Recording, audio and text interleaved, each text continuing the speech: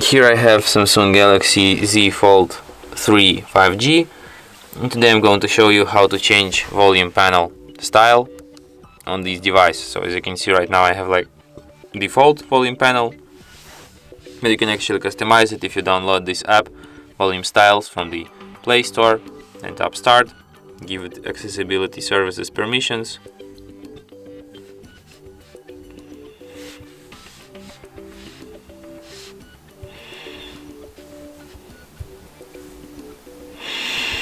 And here you can pick any of these proposed styles, like you have the one like on iOS. As you can see, like my panel right now is like on the iPhone. You have different other themes like this. This one is the premium. Okay, you can't try this out without paying money before it.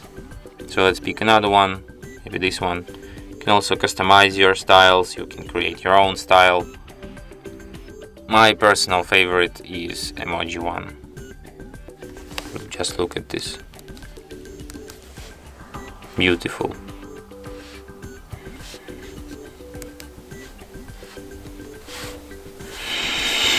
And that's it. Thanks for watching.